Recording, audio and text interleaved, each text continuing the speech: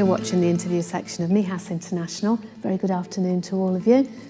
And as it's a Wednesday, today we've got Sandy Malone, who is the editor of the key to Mijas COsta magazine. We've also got Tom Allan, he's accompanying Sandy, and he's part of Cudeca Goldies, and they're a fantastic group of people who raise money for Cudeca Cancer Care Hospice. They put the fun into fundraising. That's their strapline. So I'm really pleased to welcome them both. And of course, we're going to be talking about some events for Cudeca Goldies. Good afternoon, both of you. Good afternoon. Good afternoon. And very extensive What's On guide you've prepared, that's for sure. So let's hope we can get through it all as well. Now, Tom, you're going to be doing the Ode to the Haggis. Address to the haggis. Address to the haggis. You always sort of like, is it ode or is it address? But it's the address to the haggis. We'll just remind people that you have been here on the coast a long, long time, originally from Scotland, obviously, and you've been participating with a stall in the Fuengirola market since 1982, I think. It's how long? Quite? Yeah. 1982, yes. Yeah, and roughly. Yeah, roughly. And recently, over the recent years, specialising in antiques and bric-a-brac. So that's another event we're going to talk about briefly. But first of all, we're going to go into detail about the Robbie Burns Night celebrations at the Temesa Golf Hotel on the 25th of January, which is Robert Burns, the fantastic poet, the Bard of Scotland. It's his birthday. And of course, he's famous for things like A Red, Red Rose and Auld Lang Syne, amongst many, many others. Now, you're involved with the address to the haggis. Perhaps to sort of say really more about the tradition behind it all. You know, what happens during the night of Robbie Burns? It's evolved, really, the address to the haggis sort of thing, because I'm sure when it first started, you know, they were sort of like wondering what they could do. But the perfect poem, obviously, was addressed to the haggis, featuring Robert Burns, because it's not too long. A lot of his poems are actually quite long. Mm-hmm. But there's 8 verses of address to the haggis. Oh, my goodness. And if somebody rattles through them, which quite a few people do, you can get through them in about 5 minutes. Okay. That way the haggis doesn't get too cold. Or the neeps and tatties either.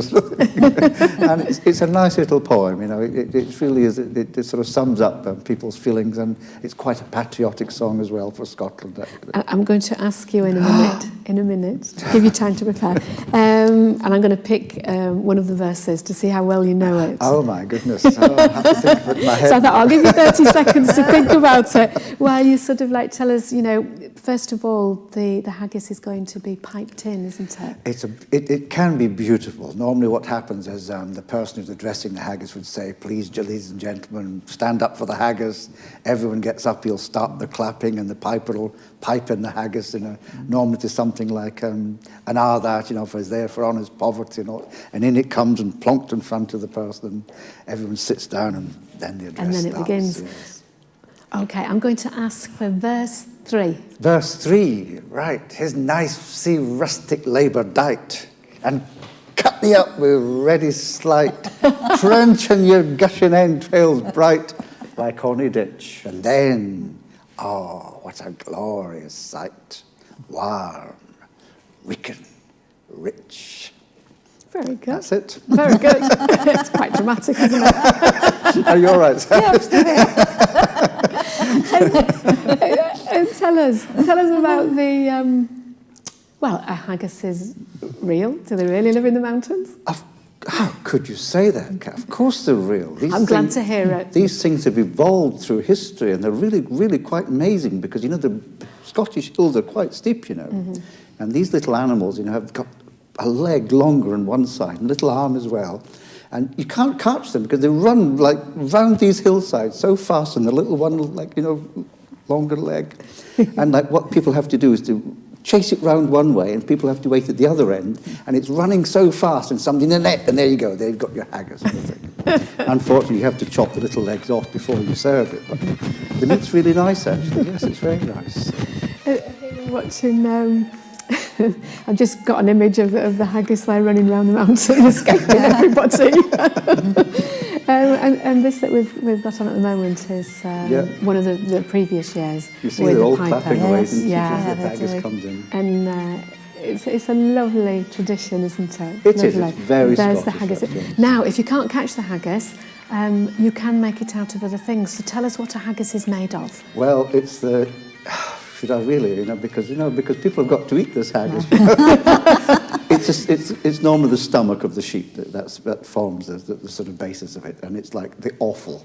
No, it's not awful. It's awful. And it's the liver and the stomach and the tripe and all minced together. A bit like, I suppose, you would have in England a black pudding, but it's like a white pudding in Scotland. Yes. In fact, actually, we serve something called white pudding, which is basically haggis, actually. Okay, yeah. The white pudding, black pudding. So the white pudding, if you ever get it on your breakfast menu, it's basically haggis. It's haggis, okay. And of course it's served with neeps and tatties. People know that tatties is potatoes, but are neeps, are they sweets or turnips? Well, it was traditionally been a turnip, because it would give you the different colour, because a turnip is like more sort of orangey sort of colour, and the tatties, so the two together would give you the two different colours. Down here on the coast, it's sometimes difficult to get. Yeah. There you go, you see that? It's difficult to get a turnip. Occasionally you'll see them in the shop, but they're much smaller. So there's probably where the other things come in, that people even use carrot or whatever you can get your hands on, as long as you've got the basic ingredient of the haggis. Okay. And it's a 4-course meal. There's drinks included like wine, beers and water. Canapés. Whiskey. And whiskey, yeah. To do the actual tribute.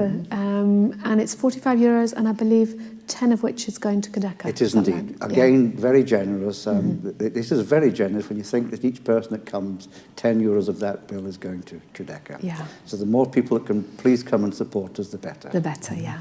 And it's actually on his birthday, on Robbie Burns' birthday. It is, yes, which is the 25th of January. People say, why is it on a Monday? Because it is his birthday. Yeah. It's like having Christmas Day on the 23rd. Or the because it's more convenient. Exactly. But you're quite right to have it on his birthday. That's Tradition, very good. Yes. Yeah. And hopefully we'll see lots of people in their kilts as well. Yeah. That would be good. I'm hoping so, yes. I've got to hold my hand up and say I don't have a kilt, because it's quite an expensive piece of kit for a night, to be honest with you. If I had one, I would definitely wear it. Yeah. I'm a southern Scot, and kilts traditionally are from northern Scotland. Yes, actually, that's right, yeah. I've got my tartan tie. Oh, that's perfect. That's perfect. And the next event for the Cudeca Goldies is the flea market, which is on the 7th of February. It's again on the first Sunday of the month, held in the Valparaiso restaurant car park. They have been the most amazing hospitable people to us. They really are very generous.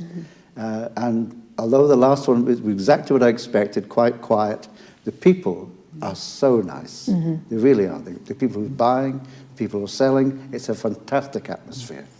It really is really very nice. Yeah, and quite varied, the sort of things that you can find. Yes, of course. I mean, you could find yourself an antique, couldn't you, that's worth something? I tell you something, the people who've been turning up to sell have brought the most amazing stuff to buy, to sell. And the people who come to buy actually go, oh, look what I bought, which you just couldn't get anywhere else, because they wouldn't go anywhere else. Yeah. They come to that little place because they're safe, they can put their fishes out slowly, and they're doing very well, very well. And quite diverse, as you say, with all the different things. Yes, we still have the Cudeca table there, and I would appeal to people, if they possibly could, if there's anything at all they would like to donate to us, we would really very, very gratefully accept it for our flea markets once a month, actually. That's good. And it'll be, as you say, antiques, bric-a-brac, books, all sorts of, like, maybe toys for children, things like that. Do you know, anything turns up. Okay. Anything at all turns up, yes.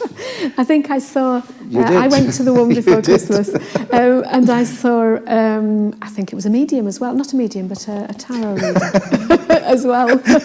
Not an extra large. I mean, talking about, what about bears? Anything, bears? Oh, yes, Paddington bears, collectibles, that's right. Yes. People with the chutneys as well. Chutneys, beautiful chutneys. Yeah, they're coming to the Burns night to sell their chutneys. Oh, that's good. So it's an extra there for Cudeca. Exactly. Good. Yeah, and a raffle as well, I think, isn't there, as well, and an auction on the night. Oh, lovely. And what time is the flea market then? When can people go? They can come from about 10 o'clock onwards. It's a nice time to come. Yeah. The Valparaiso are putting on breakfast for them so they can have a sandwich and a coffee and a wander around. It's a really lovely morning. Okay, lovely. Look forward to it. Thanks very much, Tom. Pleasure. All the best for Monday night. Thank you. And yes, the 8 verses will be going round in your head until then. All the time. All the time. I'll wake up in the middle of the night, it's going around, yes.